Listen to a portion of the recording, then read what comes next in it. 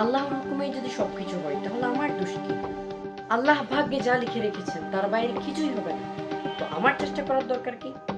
তিনি যদি সত্যি দয়ালু হতেন, পৃথিবীতে হওয়া এত অত্যাচার এবং নির্যাতন তিনি কিভাবে সহ্য করছেন? তিনি কি তা দেখছেন না? আসসালামু আলাইকুম রহমতুল্লাহি বরকাতু। আমি মোহাম্মদ কাউসারুল মুস্তফা আলিফ আছি আপনাদের এই পুরো ভিডিওটা জুড়ে। তো আপনারা শুরুতেই কিছু প্রশ্ন দেখতে পেয়েছেন আমাদের এই ভিডিওর শুরুতে। ইনশাল্লাহ এই সকল প্রশ্নের একদম পুরো 14 গোষ্ঠীকে ইনশাল্লাহ আজকে আমরা কাভার করবো এবং চূড়ান্ত সমাধান দেওয়ার চেষ্টা করব। তো আমি মানুষটা ছোট হতে পারি, কিন্তু আমার এই যুক্তি এবং এই উদাহরণগুলা ভাবতে এবং কালেক্ট করতে কিন্তু অনেক সময় লেগেছে। সুতরাং এগুলোর মূল্যায়ন আছে, এগুলোর মূল্য আছে।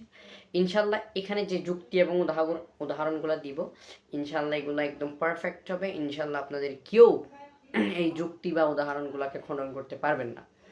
যদি পারেন তাহলে আমাদের কমেন্ট সেকশন আপনাদের জন্য খোলা আছে, আপনারা মন্তব্য করতে পারেন। নিশ্চয়ই হতে পারে আপনাদের এই মন্তব্যটা আমার ভিডিওর দ্বিতীয় টপিক। তো চলুন ব্যাক টু দ্য পয়েন্ট। তো আজকে আমাদের এই ভিডিওটা সর্বপ্রথম প্রশ্ন হলো, সকল বিষয় যদি আল্লাহ তাআলা জেনে থাকেন এবং সবগুলা বিষয় পূর্ব নির্ধারণ হয়ে থাকে, তাহলে এই পাপ কাজের জন্য আমরা নিজেদের কেন দায়ী করবো? আমরা নিজেরা কেন শাস্তি ভোগ করব? তো এই প্রশ্নটার উপর যৌক্তিক উদাহরণ, ব্যাখ্যা এবং চূড়ান্ত সমাধানমূলক বক্তব্য আমরা তুলে ধরার চেষ্টা করছি। তো এই বিষয়টাকে আমরা একটি উদাহরণের মাধ্যমে বুঝতে পারি। ধরুন একটি ক্লাসের মধ্যে অনেকগুলা ছাত্র আছে এবং একজন শিক্ষক আছে। ওই শিক্ষক ওই ছাত্রদেরকে দেখে বলল, আমি বলে দিতে পারবো তোমরা কে কোন গ্রেডটা তোমাদের পরীক্ষায় পাবা। তো তিনি একটি কাগজ নিলেন এবং কাগজের মধ্যে কোন ছাত্র কি গ্রেড পাবে তা লিখে রাখলেন এবং তাদের পরীক্ষা হয়ে গেল সফলভাবে। পরীক্ষা হওয়ার পরে তাদের এই রেজাল্ট দেওয়া হলো। এই রেজাল্ট এর সাথে ওই যে স্যারের যেই লিখিত যেই আগে থেকে মানে সন্দেহবশত যেই গুলো নির্ধারণ করে রেখেছিলেন, ওইগুলোর সাথে মিলিয়ে দেখা হলো যে হুবহু মিলে গেছে। তো এখন দেখেন এই শিক্ষক এর ধারণা ছাত্রদের প্রতি এতটাই নিখুঁত যে একটাও ইদার উদার হয় নাই, সবগুলো মিলে গেছে। এখন আমাকে বলুন, এখন এই ছাত্র কি বলতে পারবে যে ওই শিক্ষক ওই গ্রেড লিখে দিয়েছে বিদায় আমি এটি পেয়েছি? কখনোই না। ওই শিক্ষক জাস্ট একটি ভেবেছে, একটি সম্ভাবনা করেছে এবং ওই সম্ভাবনার ভিত্তিতে সে কিন্তু পেয়েছে।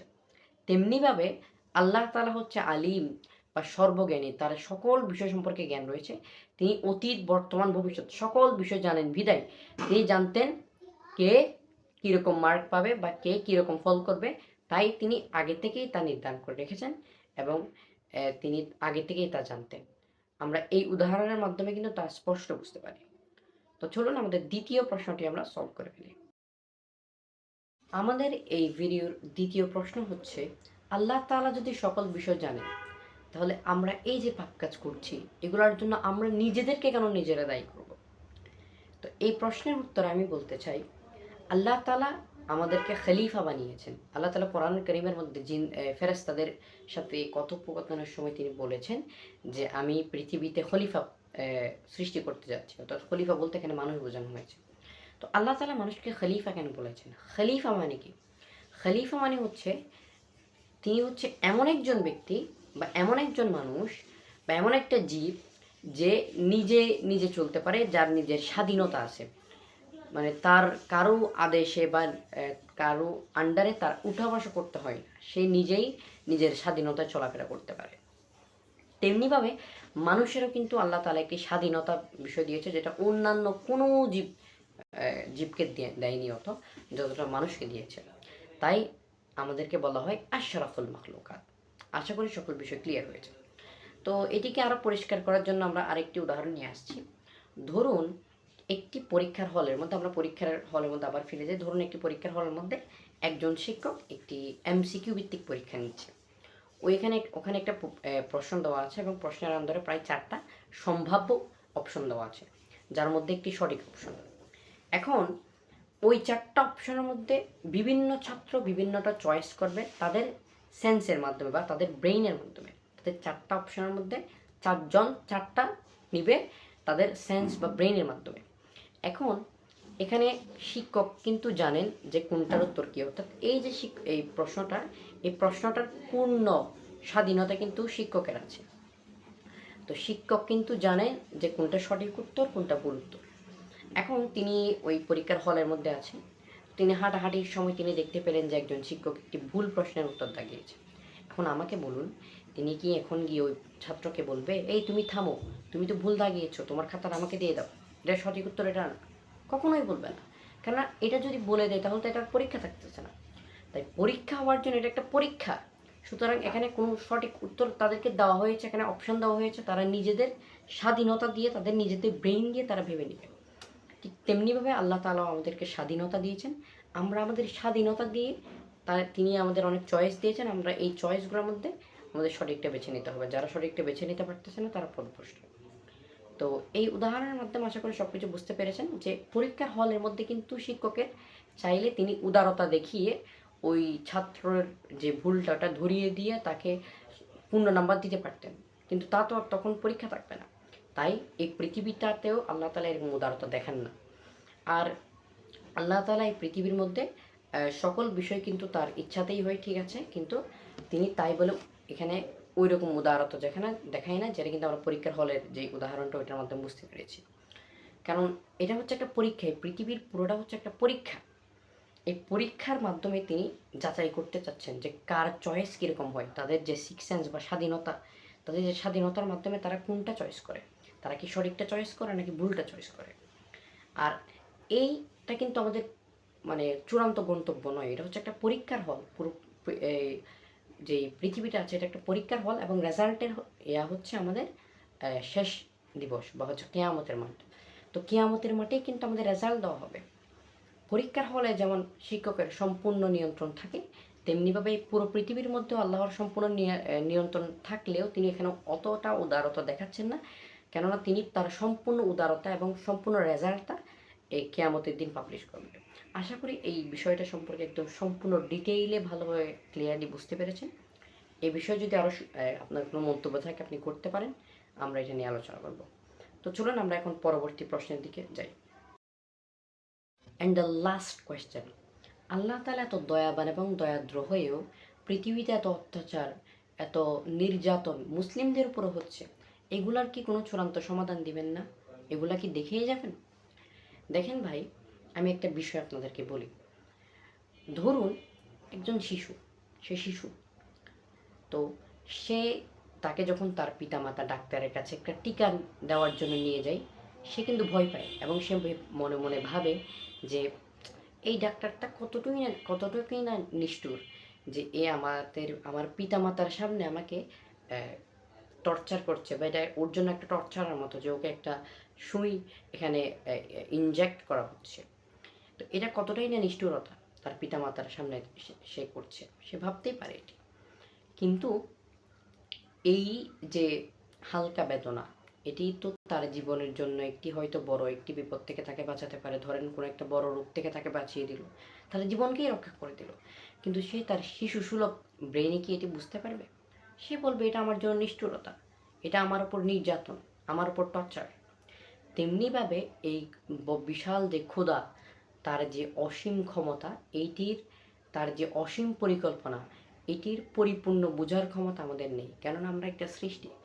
আপনি দেখলে অবাক হয়ে যাবেন, আমাদের পৃথিবীটা তো হাজার হাজার মানে পুরো একটি মরুভূমির মধ্যে একটি বালুর মতো, হাজার হাজার কোটি কোটি গ্যালাক্সি নক্ষত্র এখানে আছে, অথচ আমরা কত ছোটই জীব। আমরা কি বুঝবো আল্লাহ তাআলার এই পুরো মহাবিশ্বের পরিকল্পনা নিয়ে? আমরা কি তার নিকট শিশু সুলভ নই? তো মূলত আল্লাহ তাআলাই ভালো জানেন, তিনি হয়তো নিশ্চয়ই আমরা মুসলিমরা বিশ্বাস করি যে প্রতিটা খারাপ কাজের পিছনে, অর্থাৎ প্রতিটা যে খারাপ কাজ পৃথিবীতে হয়ে যাচ্ছে তার পিছনে অবশ্যই একটি ভালো ফল আছে আমাদের মুসলিমদের জন্য। তা আমরা কিয়ামতের মাঠেই ইনশাআল্লাহ পাবো। হয়তো আমরা পৃথিবীতে নাও দেখতে পারি, হয়তো পৃথিবীতে দেখতেও পারি, পরবর্তী কিন্তু আমরা কিয়ামতের ময়দানে এটা 100% দেখতে পাবো। এবং প্রতিটি অত্যাচার কল্যাণের কড়াই গণ্ডায় বিচার নেওয়া হবে, এক চুল পরিমাণও ছাড় দেওয়া হবে না। আপনি একটি পুরো 10 পৃষ্ঠার, একটি 100 পৃষ্ঠার বইকে 10 পৃষ্ঠা পড়ে কিন্তু বিচার করতে পারবেন না। তো আপনাদের অবশ্যই এ ব্যাপারে কেয়ারফুল থাকতে হবে। তো এই ভিডিওর এই পর্যায়ে কিন্তু আপনাদের আমরা অনেক কিছুই বলেছি, অনেক উদাহরণ দিয়েছি কেন কি হয়েছে। একটি ছোট্ট ঘটনা বলি। হযরত উমর রাদিয়াল্লাহু তাআলা আনহুর সময়, হযরত উমর রাদিয়াল্লাহু তাআলা আনহুর সময় একজন চোরকে তার নিকট উপস্থিত করা হলো। তো তখন হযরত উমর রাদিয়াল্লাহু তাআলা আনহু তার চোরের দায়ে তাকে হাত কাটার জন্য আদেশ দিলেন। তখন সেই চোর হযরত উমর রাদিয়াল্লাহু তাআলা আনহুকে বলতে লাগলেন, হে খলিফাতুল মুসলিমিন, এইটি তো আমার ভাগ্যে লেখা ছিল, আল্লাহ তাআলা চেয়েছেন বিধায় আমি চুরিটা করেছি। তো আল্লাহর এটি তো আমার শাস্তি পাওয়ার, আমি তো শাস্তি পাওয়ার অধিকারী না, শাস্তি দিলে আল্লাহকে দেন। নাউজুবিল্লাহ। তখন হযরত ওমর রাদিয়াল্লাহু তাআলা আনহু বললেন যে, তুমি যে চুরি করেছো এটা তোমার তাকদীরে লেখা ছিল এবং আল্লাহ তাআলা চেয়েছেন, এবং আল্লাহ তাআলা এটাও চেয়েছেন যে তুমি চুরি করার মাধ্যমে তোমার হাতটা কেটে ফেলা হবে। এটিও তোমার তাকদীরে লেখা আছে বিধায় আমি এটি আদেশ দিচ্ছি। সুতরাং তার পরবর্তীতে কিন্তু তার হাত কেটে নেওয়া হয়েছে। আর আরেকটা বিষয়, মুসলিমরা তারা পৃথিবীতে যতই কষ্ট পাক, কিয়ামতের মাঠে গিয়ে কিন্তু তা বা জান্নাতে গিয়ে তা সম্পূর্ণ ভুলে যাবে। এবং কাফেররা পৃথিবীতে যতই ভোগ বিলাস তারা করুক না কেন, কিয়ামতের মাঠে জাহান্নামে গিয়ে কিন্তু সবগুলো বলে যাবে। এটা আমার কথা না, আমি একটি হাদিসের মাধ্যমে আপনাদেরকে জানাচ্ছি। তো আমি হাদিসটা আপনার সামনে আমার মোবাইল থেকে পড়ে শোনাচ্ছি।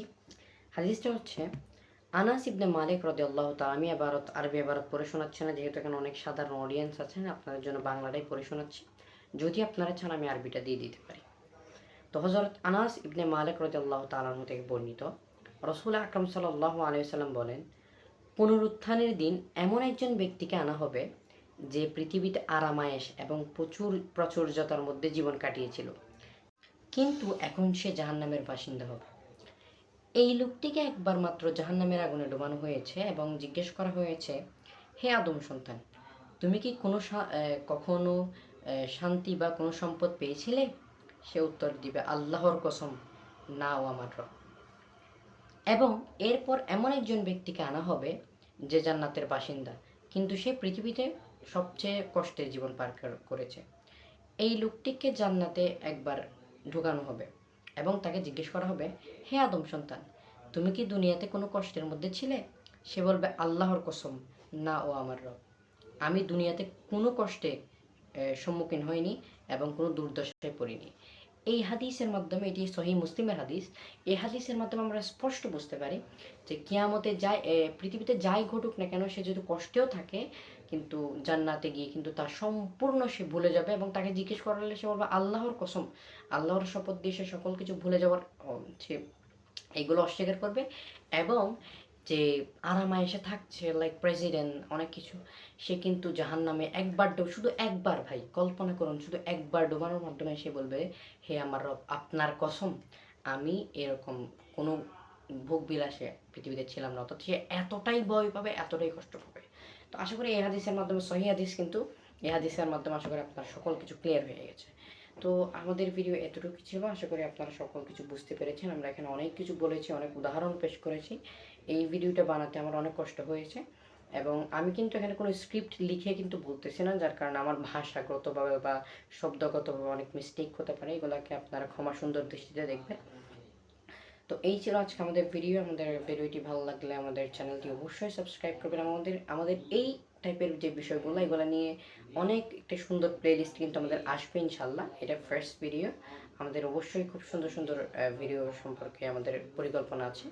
তো ইনশাল্লাহ আপনারাই আমাদের এই পরবর্তী ভিডিওগুলো দেখবেন। তো ভালো লাগলে আমাদের চ্যানেলটি অবশ্যই সাবস্ক্রাইব করবেন, লাইক করবেন, কমেন্ট করবেন, হতে পারে আপনার এই মন্তব্যটা আমাদের পরবর্তী ভিডিওর টপিক। তো আসসালামু আলাইকুম ওয়া রাহমাতুল্লাহি ওয়া বারাকাতুহু।